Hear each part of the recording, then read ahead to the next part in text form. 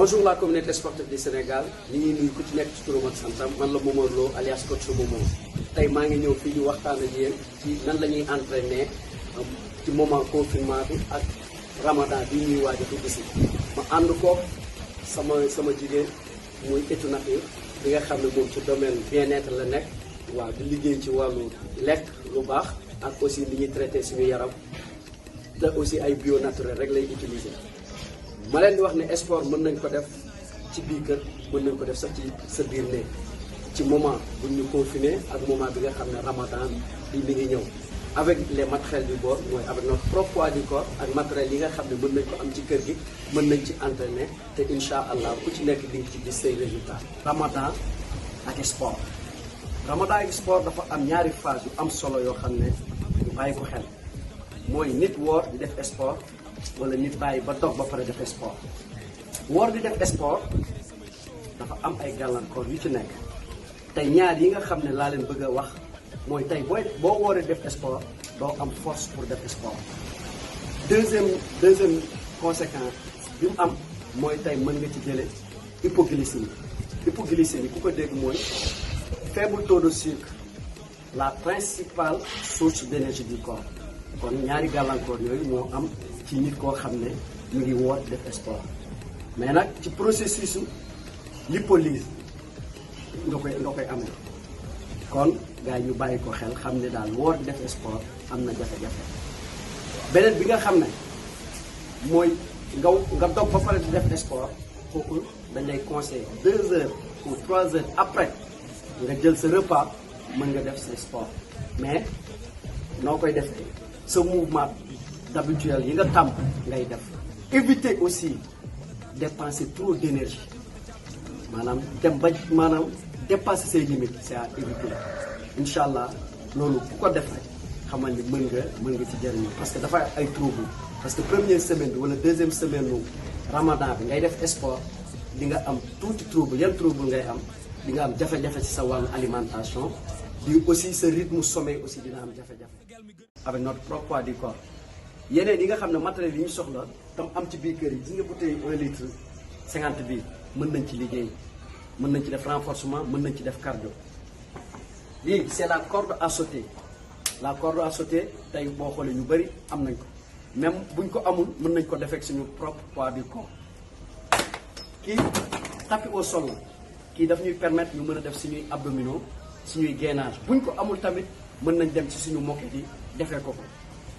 16 bii aussi daf ñuy permettre ñu mën ci def renforcement gis nga 16 bii ngeen di gis nii la 16 daf ñuy permettre ñu def ci ay renforcement yi aussi mën nañ ko def avec notre propre poids du corps. Sans plus tarder on va attaquer directement les exercices. En premier on va faire avec la corde on saute légèrement sur la pointe des pieds. On peut faire 20 répétitions stop. Maintenant on peut le faire sans la corde.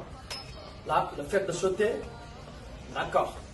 Il y a 2 options. Là, c'est l'option aussi facile. On peut faire ça. Faire le jumping jack avec la bouteille d'eau. Ok. Là, on combine le haut et le bas. Vous avez vu? On ouvre, on ferme sur la pointe des pieds. Ça travaille bien le cœur et aussi ça travaille le haut du corps, les bras. On a fini avec les exercices de cardio. Maintenant, on va passer au renforcement. Avec la 16, on va travailler le squat. Le squat, mouvement là, ça travaille les jambes et les fessiers. Je vais vous montrer la bonne posture. On va essayer de toucher la 16, toujours les genoux. On ouvre bien, poitrine haute. On dégage les fesses vers l'arrière en cherchant la 16. Ici, on touche, on remonte. D'accord? Allez, très bien. On serre en même temps les abdos. Hein? Vous avez vu? C'est la bonne posture. Allez, essayez de toucher la chaise. On remonte. Toucher. On va activer les triceps maintenant. Allez, en position. On est là. On avance bien. Allez, descendez pour activer les triceps. Vous avez vu? On active les triceps. On va commencer par l'option avancée. Les mains sur les épaules, on descend tout doucement. 1, on remonte. Là, c'est l'option avancée. Très bien. Ok. Maintenant, pour l'option facile, allez, on est là. Une. Allez. Très bien. Allez, c'est ça l'option facile. Hein? C'est bon. Par l'exercice, monter climb qui travaille bien les abdos. Et on a deux options aussi. L'option avancée, on ouvre bien. Regardez, les genoux, on cherche devant, bien. Ok. L'option facile, ok, on ne coupe pas. On reste sur la pointe des pieds, les genoux avancés vers l'avant. Ok. Et serrez bien les abdos. Ok. On a deux options aussi. Première option, on reste sur la pointe des pieds. On serre les abdos, on contacte les fessiers, on regarde devant. Mais n'oubliez pas, on inspire, on expire en même temps. Vous avez compris? C'est ça l'option avancée. Maintenant, l'option facile.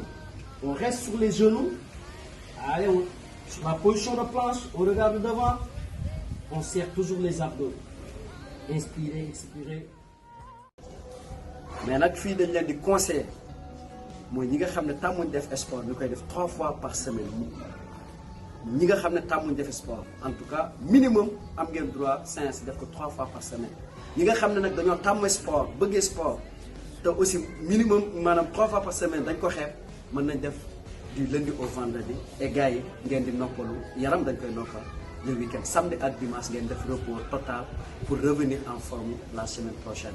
En tout cas, li mo nekkoon conseil yi ma leen di jox minimum pour les entraînements on fera 3 fois par semaine maximum gars yi def leen du lundi au vendredi ngeen reposer le week-end. te aussi nag dafa am loo xam dafa am solo mooy ndox saa bu ngeen di def séance day leen indi seen bouteille d'eau à côté de vous parce que da ngeen koy soxla ndox moo am solo moom mooy loo xam ne da koy soxla avant la séance pendant la séance et après la séance daf leen di jàppale si seen entraînement. jarul ngeen di naan lu bëri mu leen di sonal mais il faut toujours gorger pour mën a continuer seen séance encore une fois loolu moo nekkoon conseil bi leen coach mu moo doon jox parce que tenue dafa am solo gis ngeen tenue boo ko solee sax da ngay am envie entraîner sur ce maa ngi leen di conseiller day leen wut tenue yu rafet yoo xam ne dina yem seen yaram du leen tere ngeen def seen exercice correctement dàll yi tamit dafa am solo foog ngeen wut dàll yoo xam ne dina mën a amortir choc yi parce que des fois boo jëlee dàll yoo xam ne dafa wow maanaam sa genou yi lay jàpp mën na ko métti kon dàll yi ngeen di yor na doon dàll boo xam ne day am épaisseur carrément gis ngeen ko nooy nepp pour mën a amortir choc yi parce que bu ngeen di def ay corde à sauter ay jumping jàpp yooyu yëpp da ngeen di bu ngeen xoolee da ngeen di dal ci suuf kon foog ngeen am dàll yoo xam ne dina mën a amortir choc yi ba du ngeen am ay blessures au niveau des genoux au niveau des lombaires en tout cas loolu moo nekkoon conseil bi ma leen di jox ci wàllu tenue bi. tenue yi tamit ku amul tenue boo contacter coach Momo mu wutal la tenue wutal la ay dàll parce que coach Momo moom il est partout. on touche du bois en tout cas lépp lu may def pour jàppale nit ñi ñu def sport matériel sport ku ko bëgg te amoo ko rek boo woowee coach moom dina la ko livrer ngeen toog seen kër ngeen commandé aussi ngeen woote ci numéro yi am naa ko 77 415 78 17 77 415 78 17 wala 76 644 77 19 76 644 77 19 Peace and love la communauté sportive du Sénégal.